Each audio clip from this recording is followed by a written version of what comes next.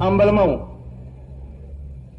an bɛ barika da Ala ye ka da mun kan salon ni wagati in na tile dama dɔrɔn de b'a jɛ caman bi yan aw taara 26 mars la anw kɔni ma wele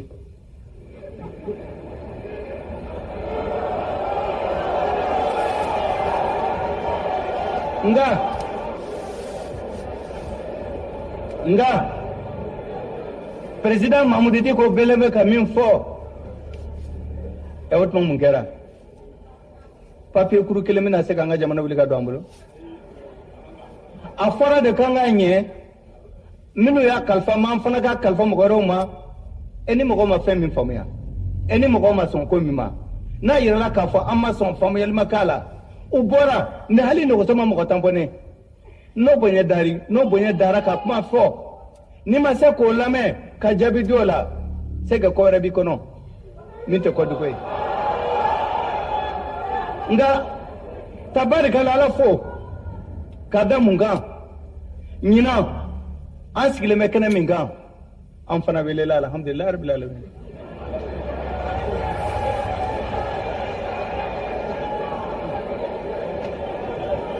an balimaw n ko bonya bɛ bonyamasegi bɛ n b'a fɛ ka président fo ani an ka haut conseil a cɛ a n'a muso k'u bɛ fo k'u waleɲuman dɔn u sera ma ka na bonya d'an kɔrɔ ko Amadu ni Ala sɔnna ma an bɛna an kan bɔ jama ma bi n bɛ se ka fɔ alhamdulilayi rabbil alamin jama y'an lamɛn jama nana u bɔra yɔrɔ bɛɛ la ka taa an ka dugumisɛnninw na ka taa baw la ka bila an ka région na ka na bila an ka national la mais n bɛna kala sɛmɛ mɔgɔ min na o ye jɔnniw ye o ye dunan minnu nana ka na an fo minnu nan'u jɔnya ka kuma olu sara foyi t'an bolo ka d'u ma ko fo k'a f'u ye alibarika n nana sisan de ka bɔ Tchad parce que tɔnsigiba dɔ bɛ yen a tun tɛ se ka jɛn cogoya si la ni ma taa ni Ala sɔnna ma n tun ka kan ka n to yen ka taa jamana wɛrɛ la o ye lɛri 1 ni 2 de ye ani tilan de ye o ye Uganda ye parce que tɔnsigi fɔlɔ bɛ kɛ Jamena n'o bɔra tɔnsigi 2nan an bɛ t'o kɛ Kampala Uganda n y'a f'u ye réunion wagati la n ko bon ne taara Bamakɔ o tuma ko hɛrɛ n ko hɛrɛ belebeleba n ko n taara Bamakɔ n welela n taara Bamakɔ an y'an kan bɔ mɔgɔw ma n bɛ taa Bamakɔ an y'an kan bɔ an yɛrɛ ma o tuma diyagoya wajibi n ka sɔrɔ o fɛ n ka sɔrɔ o kɛrɛfɛ yan ko tuma a ko tɔ bɛ kɛ mun ye n ko tɔ wɛrɛ t'a la ni Ala sɔnna ma sini sɔgɔma su daminɛ na n bɛ yamaruya ɲini aw fɛ n bɛ avion wɛrɛ ɲini n bɛ taa Kampala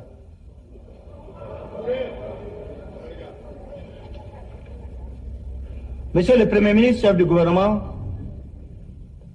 Messieurs les anciens Premiers ministres, Mesdames et Messieurs les présidents des institutions de la République,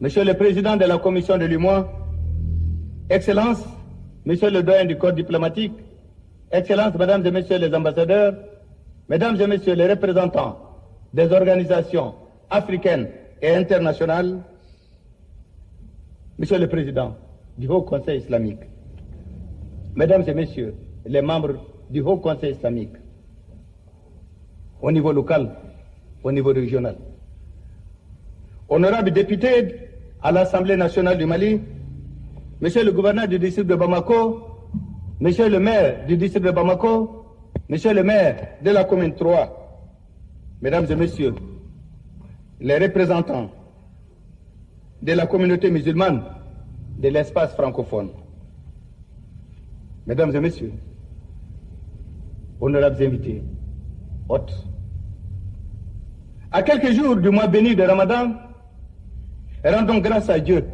le Tout-Puissant, qui, dans sa miséricorde, nous a permis de nous retrouver ce jour vendredi béni, autour d'une question fondamentale, vitale et importante et d'actualité. C'est l'islam et les défis actuels. Le président vient très bien de les décliner. Et avant et après lui, Djamou Touré nous a tracé les points et notre hôte nous a montré aussi sa voie. Rendons également grâce à lui pour avoir inspiré et assisté les organisateurs de cette 6e édition du colloque international des musulmans de l'espace francophone. À la suite de cette marque de reconnaissance et de déférence à l'endroit de notre Créateur, je voudrais adresser au nom du peuple malien, au nom de ses institutions, nos sincères remerciements d'abord à nos hôtes, à nos invités qui sont venus de près et qui sont venus de loin, mais qui ont répondu à notre invitation. Je voudrais également y associer le Haut Conseil islamique. À tous ceux qui ont fait le déplacement de Bamako, je souhaite la plus cordiale et la plus fraternelle des bienvenus. Ils sont ici, au Mali, à Bamako, chez eux. Le Mali qui vous accueille est une vieille terre de civilisation. L'islam, bien avant le 8e siècle, a largement contribué à l'enrichissement de ses valeurs culturelles, aussi bien que sociales. Des villes comme Tombouctou, la ville de 333 saints, Djenné la Pieuse, Dia, si je vais citer, je vais oublier. Et le Koulibaly vont m'en vouloir. Cependant, lorsque nous parlons de Tombouctou, je pense à Ahmed Baba, qui disait dans une très belle phrase, il dit que le sel vient du nord, l'or vient du sud. L'argent, ça vient des pays de blanc. Mais le conte joli et la parole de Dieu, on ne le trouve qu'à Tombouctou, je dirais au Mali.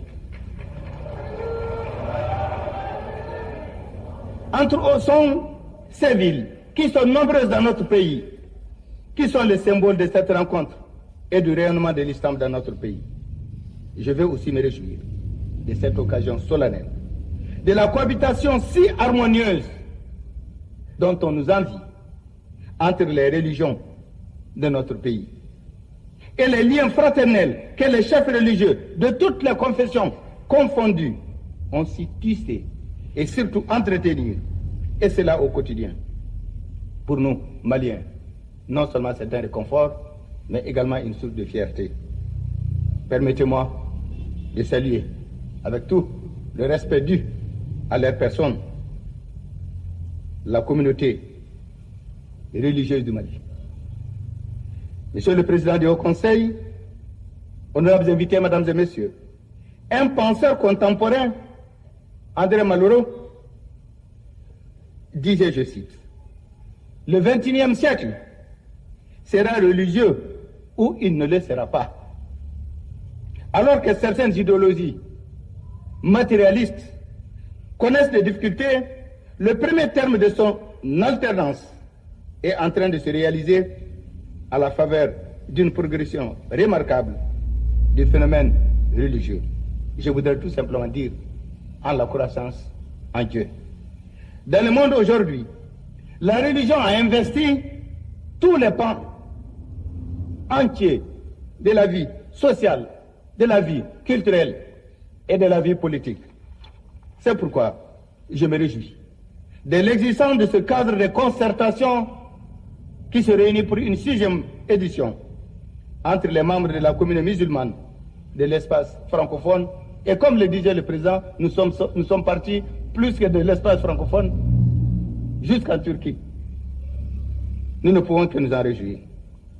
Que je pense tous les 2 ans sur un thème d'intérêt pour la grande Oumma islamique. Ce 6e colloque international a choisi de porter la réflexion sur l'islam et les défis actuels. Et Dieu seul sait que ces défis sont grands. Pendant 4 jours, des imams, des responsables d'associations de femmes et de jeunes, des intellectuels, des malims, aussi bien que des conférenciers venus de partout, vont débattre autour de cette problématique. Dans un monde où les mutations touchent tous les domaines de l'activité humaine, la rencontre de Bamako vise à mieux cerner le cours des évolutions en lien avec l'universalité du message de l'islam, notre religion. À cet égard, je suis convaincu que votre regard portera sur les valeurs essentielles que sont d'abord la solidarité, la tolérance, l'amour du prochain, et qui fondent la croyance de plus d'1 milliard de musulmans à travers le monde. J'insiste particulièrement sur la notion de solidarité, car c'est pour la promouvoir que nous avons créé, il y a plus de 40 ans, l'organisation de la conférence islamique. L'OCI a certes acquis quelques réalisations ou bien quelques résultats, mais nous devons reconnaître aussi qu'on aurait pu faire mieux, qu'on aurait pu faire plus, parce que nous disposons des moyens et nous avons également l'intelligence. Je vais saluer ici l'action des associations pendant tout le temps.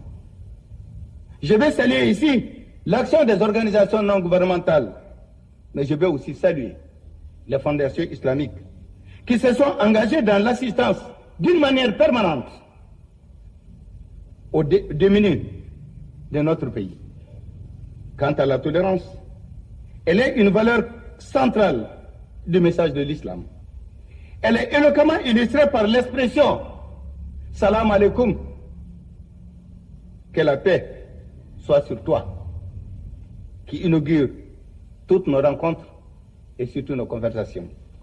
La tolérance signifie pour le musulman le respect d'abord de la différence. Dans la fraternité, elle signifie aussi le respect des musulmans, surtout dans les pays où ils représentent un culte minoritaire. Distingués invités, mesdames et messieurs, en parlant de tolérance, je tiens aussi à mettre l'accent sur certains actes commis prétendument au nom de la religion, mais qui au fond ne visent qu'à porter atteinte à l'image de notre religion, surtout de l'islam.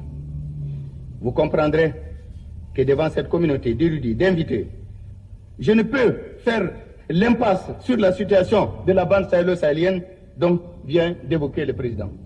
La bande sahélo-sahélienne, elle va de la Mauritanie, Mali, Burkina Faso, Niger, l'Algérie, la Libye, le Tchad et le Soudan. Ça fait 8 millions de kilomètres carrés, c'est-à-dire le quart du continent africain. Aujourd'hui, comme l'a dit le président, ces pays, dans leur ensemble, connaissent des situations difficiles. Sur cet espace large, sur cet espace difficile, sur cet espace que je dirais presque sans fin, il y a des menaces qui ont fleuri et qui portent aujourd'hui fruit, malheureusement. C'est le trafic de cigarettes, c'est le trafic d'armes et de munitions, c'est les passeurs clandestins, c'est le trafic de drogue et c'est la présence des salafistes intégristes. Face à cette situation, le Mali ne pourra pas dire que nous avons vu venir, mais je le dis. Depuis pratiquement 2006, nous avons demandé à l'ensemble de nos voisins et plus loin que nous souhaitons l'organisation d'une conférence sahélo-sahélienne qui a pris pour thème la paix et le développement. Parce que nous voyons venir pourra, si nous restons à ne rien faire, demain et un jour, nous allons subir les conséquences les plus néfastes. C'est pour cette raison que je dis et je le répète, certaines formes d'idéologie, ce n'est pas seulement le sécuritaire, mais l'arme essentielle, c'est le développement et la culture. Mais ces développements et la culture doivent être obligatoirement accompagnés, aussi je le reconnais, par le sécuritaire pour la protection des personnes et des biens. Monsieur le Président, je sais qu'au cours de vos rencontres, j'aurais bien voulu être là pour venir vous expliquer moi-même ma vision et vous dire également quelle était la politique du Mali. Le Mali sait que nous allons nous donner et nous doter de tous les moyens militaires pour la sécurité, et cela ne fera l'ombre d'aucun doute. Mais j'ai dit que je suis convaincu que cette lutte sera longue. Et cette lutte ne sera pas facile. Et l'une des premières exigences à la réponse que nous devons donner à ce fondamentalisme, c'est d'abord la coopération sous-régionale. Aucun pays ne réussit à régler son propre problème. Donc c'est seulement lorsque nous mettrons ensemble nos intelligences et que nous dégagerons une vision commune, c'est à ce moment seulement que nous pouvons nous organiser pour endiguer ce salafisme. Aussi, le Mali a décidé de mettre en place, après mûre réflexion, ce que nous avons appelé la politique pour la lutte contre le salafisme, la drogue et les stupéfiants. Mais pourquoi des salafistes se trouvent dans la bande sahélo-sahélienne? C'est tout simplement parce que nous n'y sommes pas. Nos pays ne sont pas. L'espace est immense. L'espace est vide. Et ils le comblent par leur présence. Nous allons alors, dans cette politique que j'aurai le temps, Monsieur le Président, de développer, nous allons allier d'abord une compréhension du problème. Et nous allons passer obligatoirement par un support sécuritaire en renforçant les moyens de défense, ce que nous sommes en train de faire. Et d'autre part aussi, Monsieur le Président, je suis convaincu que la meilleure manière de lutter contre le terrorisme, ce n'est pas seulement les armes. Sans ça, on aurait fini dans certains pays il y a longtemps. Parce que les enjeux, c'est les populations. Si eux prétendent les donner le paradis, nous devons nous obliger à les donner le bien-être. Parce que toute la question est là. C'est autour des populations que tout se joue. Celui qui gagne les populations, tu gagnes les batailles. Donc, Monsieur le Président, c'est regrettable, mais j'aurai certainement le temps de rencontrer le Haut Conseil pour pouvoir vous dire ma lecture, pour vous dire également la position du Mali. Et la position du Mali n'est autre que nous condamnons fermement tout acte de terrorisme et que nous nous engageons résolument, mais avec les autres, à répondre. L'année dernière, presque à la même date, Monsieur le Président, nous avons eu des affrontements meurtriers avec certains salafistes. Je me rappelle encore, nous avons perdu 44 hommes, dont près de 4 ou 5 officiers. Certains nous ont dit, mais on dirait que le Mali ne veut rien faire. Donc le Mali constitue un peu, si vous voulez, le maillon faible du dispositif. J'ai dit, mais quel maillon? Il n'y a même pas de chaîne. Où voulez-vous trouver des maillons? Il n'y a rien du tout. Chacun est ce soir, chacun parle, chacun rejette la responsabilité sur l'autre, chacun croise les bras. Mais ici, il n'y a pas de chaîne. Comment voulez-vous qu'il y ait un maillon? Il n'y a absolument rien du tout. Tout le monde ne fait que parler. Nous répondrons, en tout cas, par un dispositif qui vient d'être mis à Alger. Un dispositif qui conjugue les efforts militaires et les moyens. Nous pensons déjà, c'est une voie intéressante, je dirais même une voie indispensable, qui pourra nous permettre demain, dans une coopération sous-régionale, de lutter contre le salafisme. Mesdames et Messieurs, chers parents, le dernier volet a trait au développement, comme je l'ai dit, des zones concernées, constitue une des clés du succès. Il s'agit de créer, pour les populations qui sont l'enjeu, comme je l'ai répété, des conditions de vie les meilleures. Mais, chers parents, Monsieur le Président, je vous dis que la meilleure arme, l'arme la plus redoutable, c'est vous, c'est la culture. C'est l'explication que vous donnerez. C'est les prêches que vous allez faire. C'est ce qui constitue la meilleure et la première arme. Pour ne pas qu'on donne une image à l'islam qui est loin de là. Honorables invités, Mesdames et Messieurs, je fonde l'espoir que de vos conclusions, et surtout que vos conclusions permettraient aux États membres de l'espace francophone, et même plus, de mieux appréhender les défis actuels que l'islam et le monde doivent relever. en vous souhaitant un agréable séjour à Bamako et un bon retour dans vos foyers respectifs. Je déclare ouvert le 6e colloque international des musulmans de l'espace francophone. Je vous remercie de votre très aimable attention.